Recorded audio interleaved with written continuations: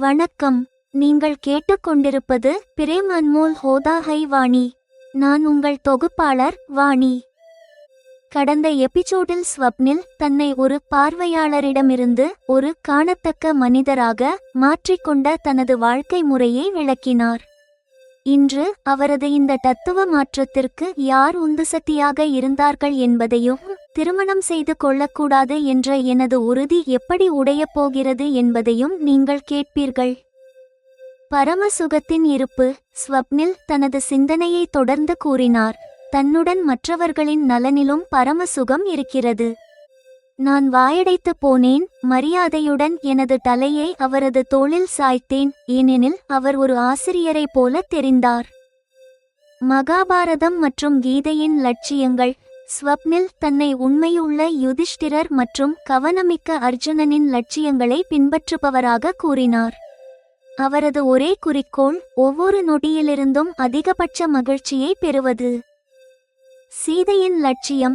என்னை பார்த்தால் அவருக்கு என்ன உந்துதல் கிடைக்கிறது என்று நான் கேட்டபோது ஸ்வப்னில் ஒரு பெரிய விஷயத்தை சொன்னார். நான் ராவணனை போன்ற அறிஞன் இல்லை, ஆனால் என்னிடம் ராவணனை போன்ற தீமை உள்ளது. அப்படிப்பட்ட நிலையில் நான் சீதையிடமிருந்து தான் உந்துதல் பெற வேண்டும். நீங்கள் எனக்கு ஒரு சாதாரண பெண்ணாக தெரியவில்லை, நீங்கள் எனக்கு சீதையைப் போல தெரிகிறீர்கள். சைன மதத்தின் செல்வாக்கு அசைவ உணவை தவிர்ப்பதற்கும் மேரி பாவனா போன்ற கவிதைகளுக்கும் சைன தத்துவமே காரணம் என்று கூறினார். இது ஆன்மாவின் முக்கியத்துவத்தை வலியுறுத்துகிறது.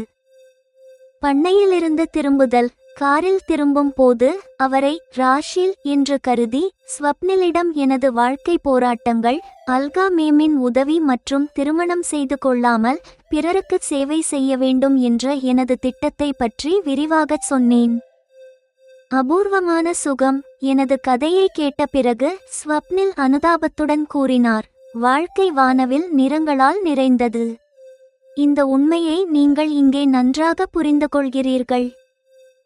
ஆனால் வீட்டிற்கு திரும்பியதும் ராஷில் எனது தத்துவ அமைதியை குலைத்துவிட்டாள்.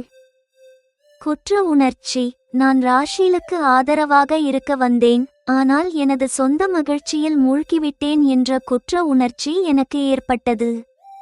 நான் அவளிடம் கேட்டேன், அத்தை, மாமா என்ன நினைப்பார்கள்? இந்த பெண் எங்கள் மகனின் செலவில் தனது கனவுகளை நிறைவேற்றிக் கொள்கிறாள் என்று. இளைய மருமகள் முத்திரை. ராஷில் சிரித்து கொண்டே பதிலளித்தாள், அத்தை, மாமாவை பற்றி நீ கவலைப்படாதே, அவர்கள் உன்னை தங்களது வருங்கால இளைய மருமகளாக கருதுகிறார்கள். என்னை 4 பக்கங்களிலிருந்தும் சூழ்ந்து கொண்டதைப் போல எனக்கு தோன்றியது. இதை அறிந்ததும் எனது மனதில் சந்தேகம் எழுந்தது. அத்தை, மாமா மனதில் இந்த எண்ணத்தை யார் விதைத்தது? தத்துவ உந்துதல், வாழ்க்கை போராட்ட வரலாறு மற்றும் இளைய மருமகள் ஆகப்போகும் நிலை. பிரேம் அன்மோல் ஹோதாஹை வாணி இல் நீங்கள் கேட்பது எபிசோட் 47. சீதையின் லட்சியம், கீதையின் கர்மம் மற்றும் இளைய மருமகள் முத்திரை. ஸ்வப்னில் வானத்தை பார்ப்பதை நிறுத்திவிட்டு என்னை நோக்கத் தொடங்கினார். நாம் படிப்பது அல்லது எழுதுவது எண்ணங்களோடு மட்டும் நின்றுவிடக்கூடாது. நமது சிந்தனையை ஆழப்படுத்த வேண்டும். நமது நல்ல எண்ணங்களை செயலாக மாற்ற வேண்டும். அப்போதுதான் நமது கல்வி நமக்கும் நம்மை சுற்றியுள்ளவர்களுக்கும் பயனுள்ளதாக இருக்கும். தன்னுடன் மற்றவர்களின் நலனிலும் பரமசுகம் இருக்கிறது. நான் தவறாகச் சொல்கிறேனா? ஸ்வப்னில் தனக்குத்தானே பேசிக்கொள்வது போல தோன்றியது. அவர் கேட்ட கேள்வி ஒரு ஆசிரியர் தனது சீடரிடம் கேட்ட கடினமான கேள்வியைப் போல இருந்தது. நான் வாயடைத்து போனேன். மரியாதையுடன் எனது தலையை அவரது தோளில் சாய்த்தேன். நான் உங்களைப் போலச் சிறந்தவள் இல்லை என்பதை தெரிவிப்பது போல.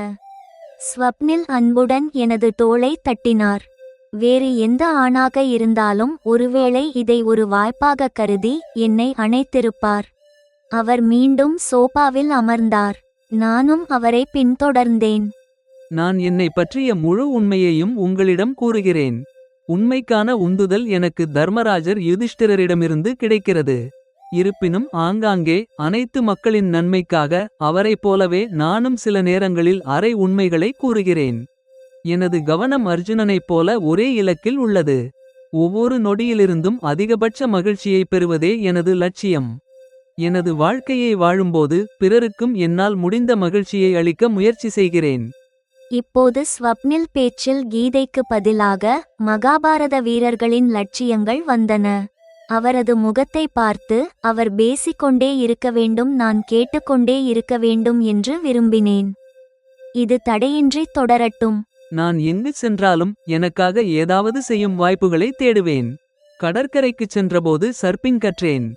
மலைக்குச் சென்றபோது ட்ரெக்கிங் செய்தேன். காடுகளுக்குச் சென்றபோது புகைப்படம் எடுத்தேன். மரங்களில் ஏறுவதை கற்றுக்கொண்டேன். காடுகளில் வாழும் உயிரினங்கள் மற்றும் தாவரங்களைப் பற்றிய அறிவை வளர்த்து கொண்டேன். பண்ணைக்கு வந்து குதிரை சவாரி கற்றேன். பல பாடங்களை படித்தேன். வானில் பறவைகளை பார்த்தேன், அவை போல கிளைடரில் பறக்க கற்றுக்கொண்டேன். விளையாட்டுகளும் என்னை ஈர்த்தன, எனவே டென்னிஸ் மற்றும் கோல்ஃப் விளையாட்டுகளில் தேர்ச்சி பெற்றேன். இப்படி நான் உடல் மற்றும் மனதை எப்போதும் பிஸியாக வைத்திருக்கத் தொடங்கினேன். இதன் மூலம் கேளிக்கைகள் மற்றும் மதுவில் இருந்த எனது பழைய பழக்கங்களிலிருந்து விடுதலை பெற்றேன். நான் பல கலைகளை கற்றுக்கொண்டேன். வாழ்க்கையில் மகிழ்ச்சிக்கு பல வழிகள் இருப்பதை உணர்ந்தேன். சில விஷயங்களில் மட்டும் நேரத்தை செலவிடுவது வாழ்க்கையை வீணாக்குவது போன்றது. நான் இந்த முடிவுக்கு வந்தேன். ஸ்வப்னில் தனது பேச்சை முடித்தார். அவர் அமைதியானார். இதையெல்லாம் கேட்கும்போது எனது மனதில் ஒருவித தாழ்வு மனப்பான்மை ஏற்பட்டது. எப்படியோ நான் என்னை கட்டுப்படுத்திக் கொண்டேன். எனது மூளையை சுறுசுறுப்பாக வைத்திருந்தேன். பரோபகாரத்தை உங்கள் வாழ்க்கையின் கருப்பொருளாக மாற்ற வேண்டிய அவசியத்தை நீங்கள் உணரவில்லையா என்று கேட்டேன்.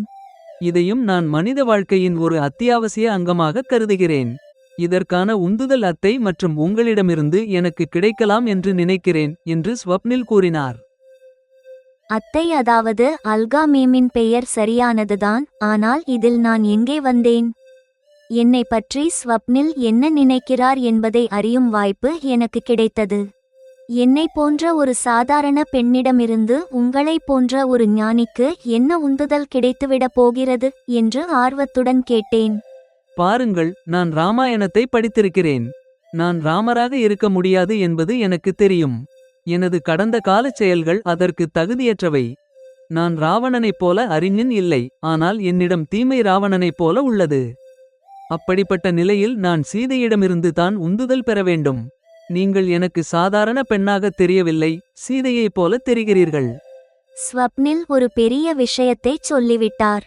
ராமாயணத்தின் சாரத்தைச் சுருக்கமாகச் சொல்லிவிட்டார்.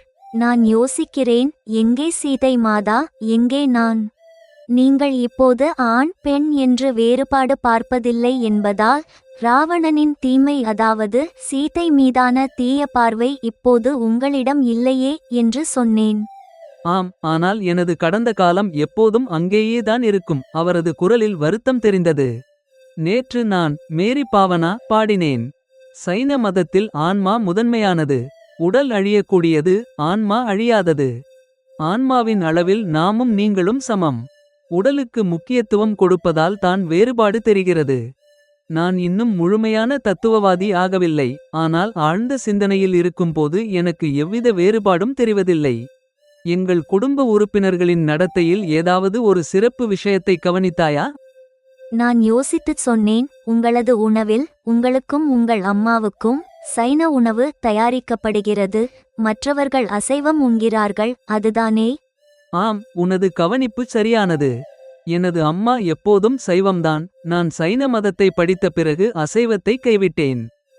படித்துவிட்டு அதன்படி மாறவில்லை என்றால் படித்த நேரமே வீண்தான். எங்கள் பேச்சு தொடர்ந்திருக்கும். அப்போது பமீலா வந்தாள். ஆம் பமீலா, மதிய உணவிற்கு நேரமாகிவிட்டது. நாம் சாப்பிடலாம். ஸ்வப்னில் அவள் வந்த காரணத்தை புரிந்து கொண்டார். பமீலா சிரித்துக் கொண்டே சென்றாள். சிறிது நேரம் கழித்து நாங்கள் மதிய உணவு சாப்பிட்டோம். திரும்பி வரும்போது எனது வாழ்க்கையை பற்றி ஸ்வப்னிலிடம் சொல்ல வேண்டும் என்று மதிய உணவு சாப்பிடும் போதே முடிவு செய்தேன். உணவிற்கு பிறகு பண்ணையில் சிறிது நேரம் இருந்தோம். குதிரைகளை தடவிக் கொடுத்தோம். நாளை முதல் குதிரை சவாரி கற்க வரப்போகிறோம் என்ற எண்ணம்தான் என்னை அங்கிருந்து பிரிய அனுமதித்தது. பண்ணையிலிருந்து வீடு திரும்பும் போது ஸ்வப்னில் கார் ஓட்டிக் கொண்டிருந்தார்.